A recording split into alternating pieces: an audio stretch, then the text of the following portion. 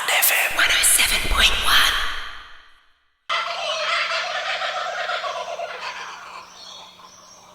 Hi to all our wild Highlanders. It might surprise you to know that Lou and I don't actually stop talking at exactly 29 minutes and 50 seconds as required by our radio overlords. There's often a whole lot of other material that we really would like to share with you. So this month I've put together a batch of clippings for you just to keep you going until we come back for our episode number 4 in November. I hope you enjoy this as much as I did putting it together. See you soon. So in a couple of shows' time, probably November, we might talk about recording frogs, but we wanted to talk a little bit about a frog that's calling at the moment.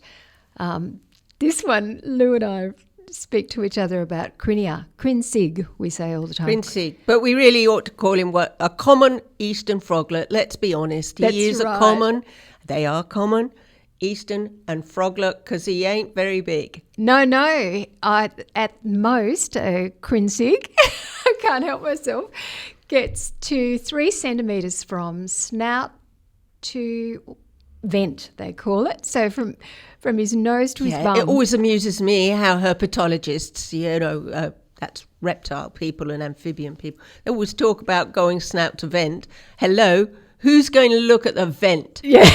Who's going to look at the vent? It's not real, is it? But anyhow, that's how they measure them. But it's about an inch long, isn't it? Yeah, it's roughly. Just a tiny little frog, and yet it makes quite a lot of a racket. They usually hang around in crowds, and they will go to any wet spot that they can find to call. They're probably the most common frog, certainly along the eastern seaboard of Australia. And we hear them all the time, but they're very easily mixed up with crickets. So I'm going to play a recording, but of what is it, eastern, what did you say? It's a common eastern froglet. Common eastern froglet, here we go.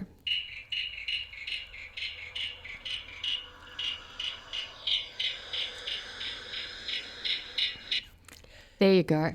Do you notice in that recording that you hear a car? Yes, indeed. And I notice them most when I'm driving and the ditch is full of rain, because they usually call after rain, although they call all year virtually. Yes. Perhaps not midwinter, but they breed almost all year round. Yes, somewhere. And they'll dump their eggs absolutely anywhere, sometimes in a puddle that won't even last as long as the eggs and the tatties last. Yeah. Yeah. But I always wind down the windows, and the reason I know that they are Crinia signifera is because someone once told me they sound like you're running your thumb over your comb. You know what I mean? Yes, Sounds so like a what's striation. that got to do with the name? What's that got to do with the name? It's not got anything to do with the name, but you know, some frogs go bonk, and some frogs sound like what it like sounds like, like a comb. If you pull your fingers across a comb, and for me that works. I mean, you need some association sometimes to know what species you're listening because to. Lou and I do like to speak Latin when we can. Oh yes, we're very cultured. As I've already mentioned, I'm really into documentation, and I like to record frogs for Frog ID. Do you record frogs?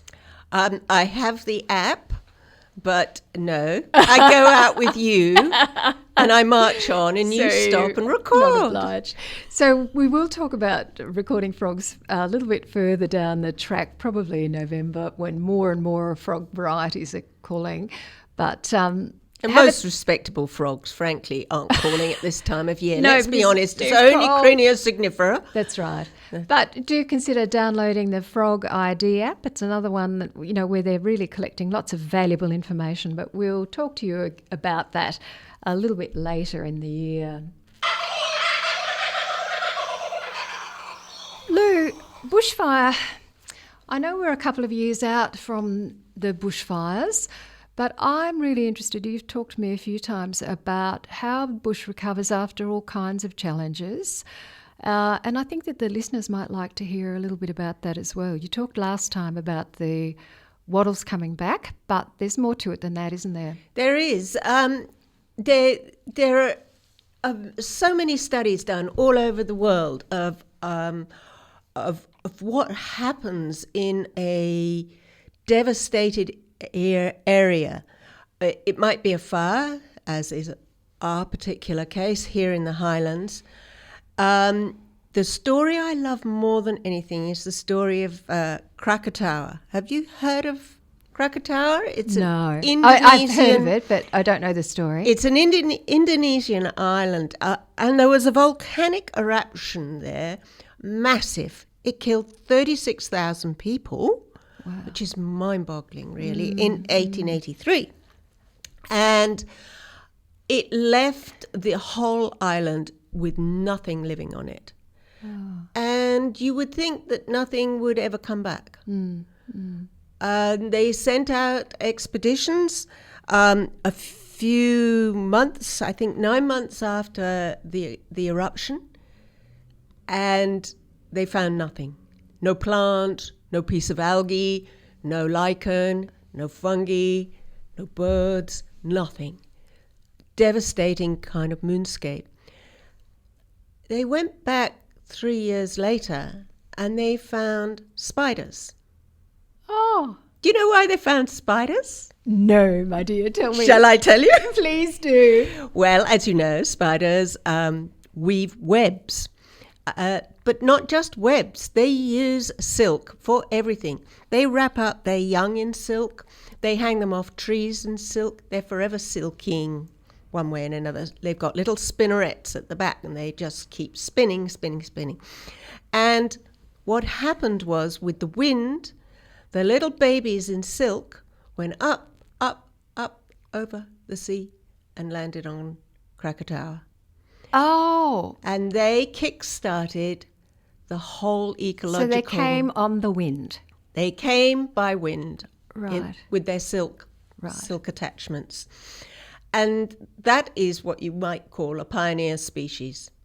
That's a real pioneer. That's a real pioneer. Yeah. And after that time, the spiders just gave way to other things coming in. The sea lapped up on the sides. A lot of things came on floats. Pumice is will float. Yes. And pumice, of course, is a kind of ash that's solidified and is very light. And so within no time, well, several years, you had things that have floated on bits of pumice just washing up onto the sides. So this is what happened in Indonesia. Now, Highlands, bit different, but really all those wattles we're seeing, they're pioneer species. Mm-hmm. They are keeping the soil together, stopping it from eroding away. They've got a beautiful ash bed. The seeds of the wattles are really, they've got a hard covering. If you've ever tried to grow them, you have to put boiling water on them just to crack open the seed case. So a good fire is perfect for a wattle. Snaps it open, everything's gone berserk. It's just lovely to see. And it keeps the soil cool while the canopy above regrows. Right. Yeah. And it's like creating a seedbed. Eventually, those wattles will die off, and the slower seeds will come on, and you will get more diversity, and so slowly you'll get a eucalypt canopy eventually. So this is what a pioneer species really does, and it can take different forms in different places depending on how the geography works. But that's what we've got there. There are pioneer species. They're colonizers, basically, of space that's just been left by devastating events. Yeah. Right. Oh, thank you. Okay, next thing. I wanted to alert everybody to a sound to listen out for in the coming couple of weeks throughout October. Have a listen to this one.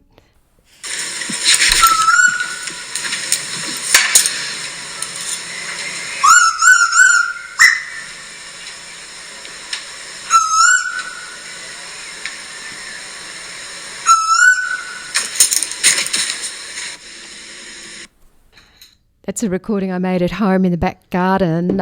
I apologise for the background noise in that. That's the sound of the common Koel, or sometimes I've heard it called the Eastern Koel or the Pacific Koel. I don't know, but the Koel. A number of us in the Highland will be familiar with that call.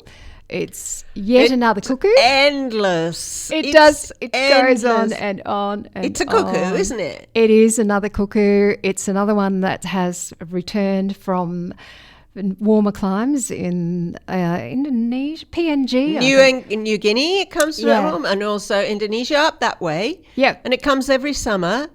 And where I live, it sits in my neighbour's mulberry tree. They love mulberries. Oh, well, who doesn't? But it's only made, that sound's only made by the male. That's right. And the male is luring the female to come be my love. Yeah. And, of course, if you sit in a mulberry tree, it's a very good ploy. Yeah, true. Very good ploy indeed. So he doesn't go anywhere. He just sits there for like 3 months over the summer months. And the women just flock in.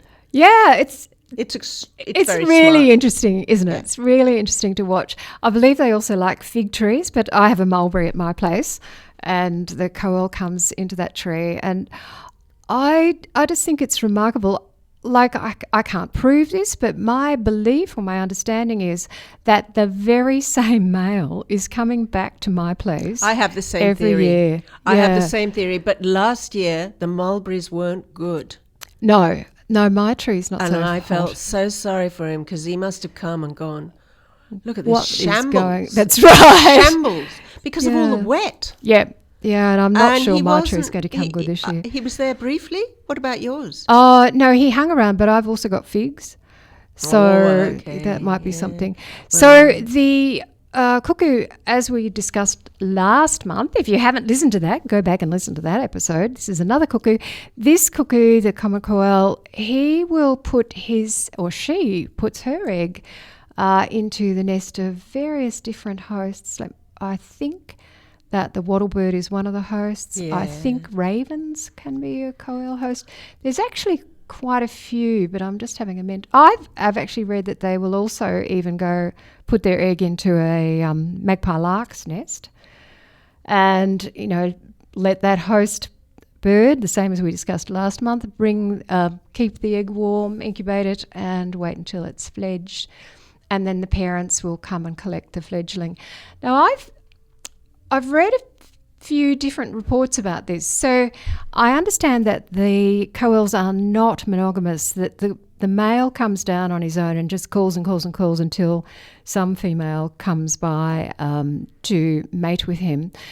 And I've actually seen the pair come and collect the fledgling and fly off with them. But I've read reports online that the fledgling actually flies north after the parents. So I don't really know what's going on there, but the fledgling does fly north in the first year, and they put a tracker on a Koel. Or no, it was a banded bird. A bird banded in Sydney was resighted in PNG 2,900 k's from the banding site in Sydney. Wow. So the fledgling in its first year just pops out of the nest. I don't know how long it hangs around here, but not long, and then flies right back up north. And if you're looking for them, they're a male's easy to hear. Very easy to hear. But not so hard easy to see. Yeah. So you can actually track it if you just take the time to do it. You can follow that sound. You will inevitably end up on a fairly big tree. Yeah. And then you will inevitably look up, because it usually sits pretty high. Yes, they'd like that. And the male is a beautiful glossy black. Yes, it's kind of a satiny bluey black almost, isn't it? And they have a really bright red eye. The red eye, and once you've seen the red eye, you're there. You can be sure that is a male. It's nobody Koel. else. Yeah. But the female, have you seen the females? Yeah, she's a different totally bird. Different. Yeah. So you wouldn't know that they were related. No.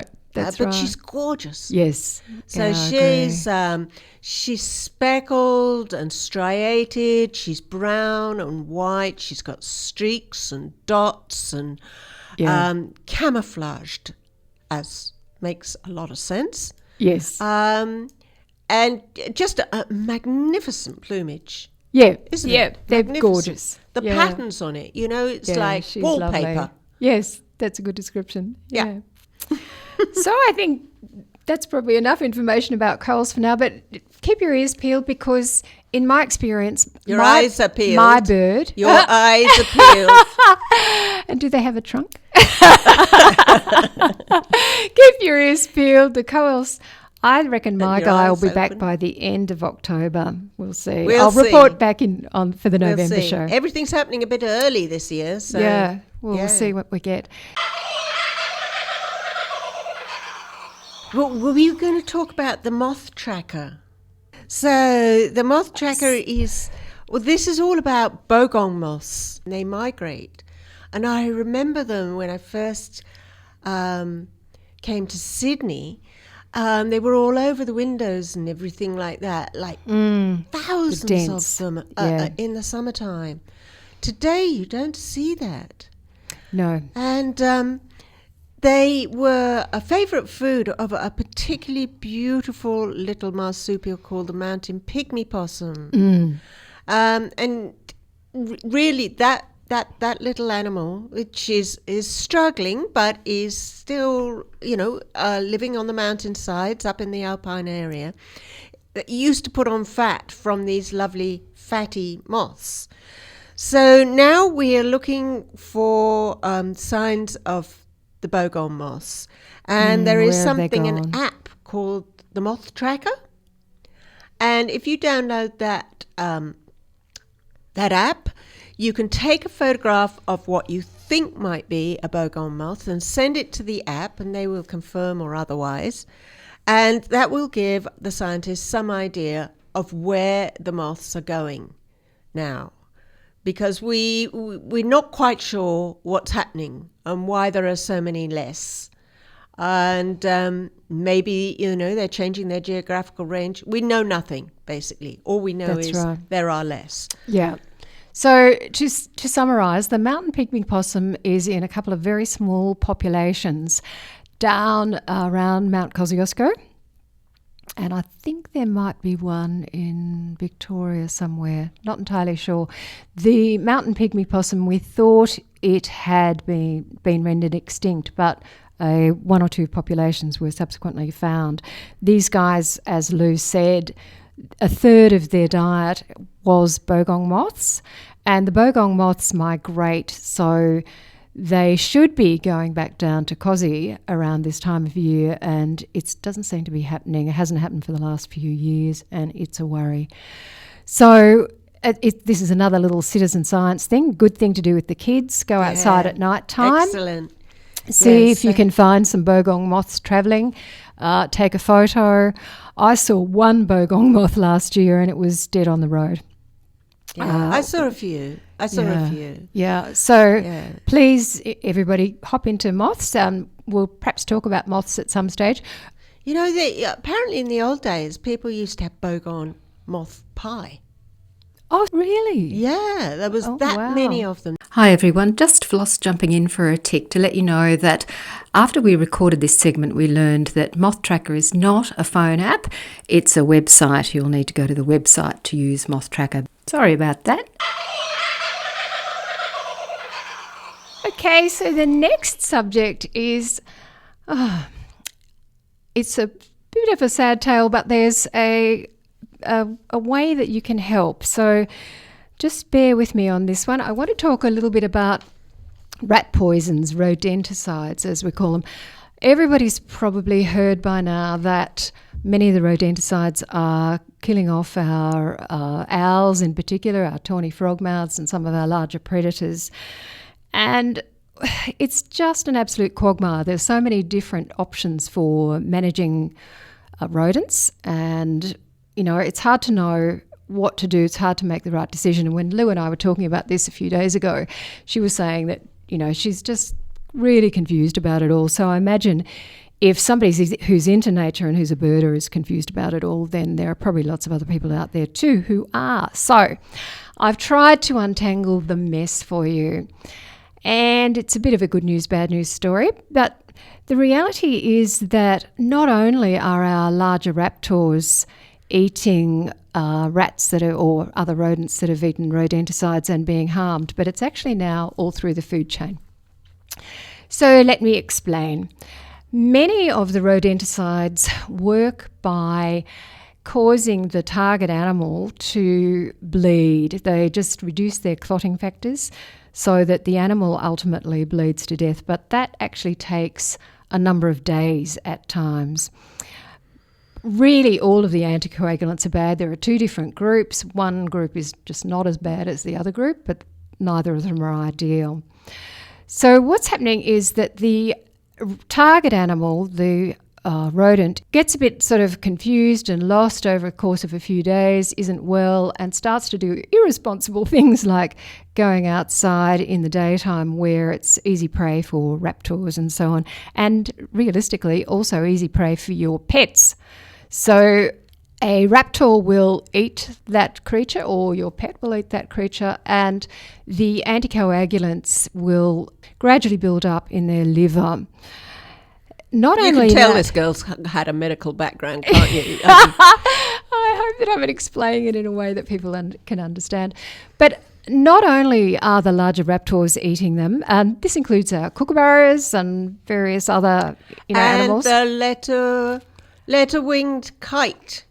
That's right, yeah. Which is the only nocturnal hawk in Australia, I think. Oh, didn't know Yeah, that. I think so. Bonus information, everybody. And that's why there. you never see it. Right. Okay. And they're always saying it's in dire trouble. And I often Because of think, this. well, how will we know? Because it's out. No one ever sees it. it. Hunts at night. Yeah.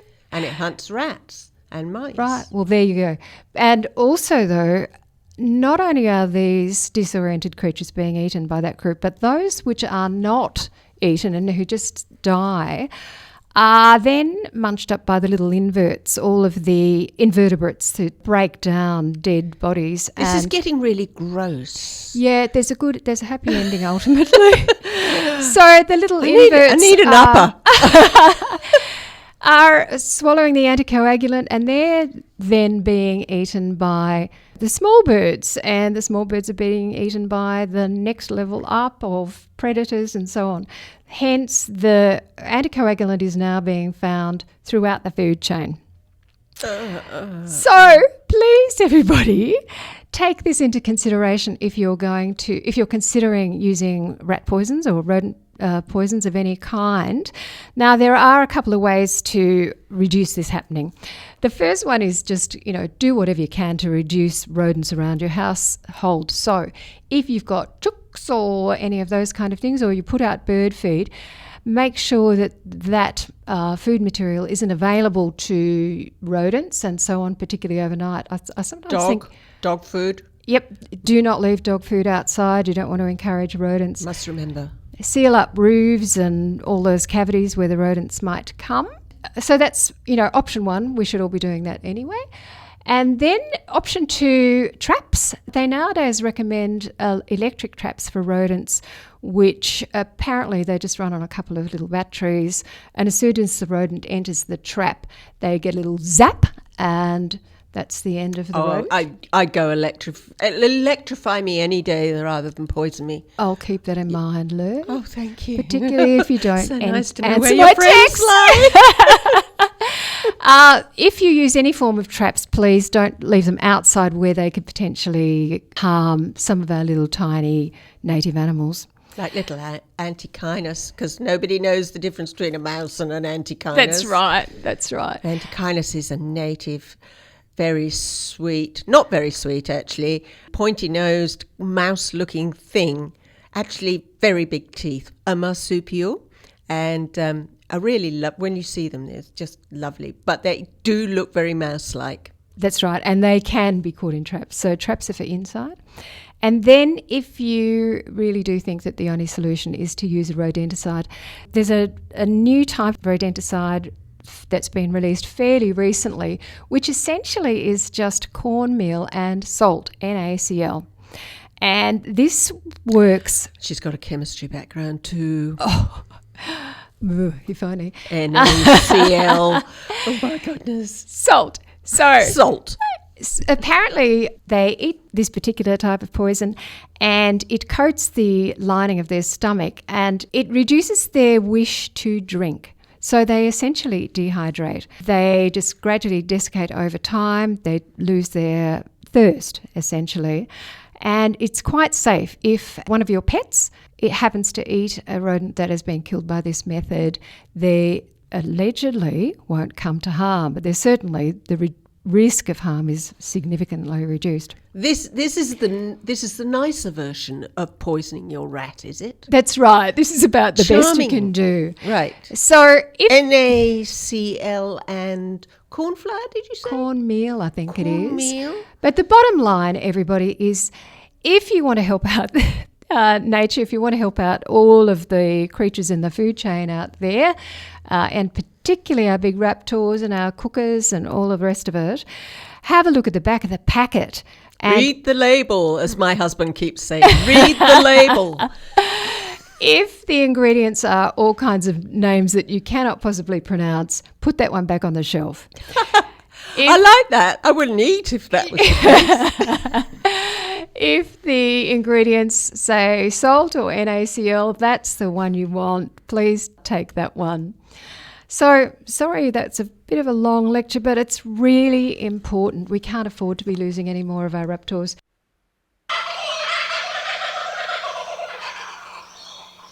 We'll be back again at the beginning of November. See you then. Bye. Cheers now.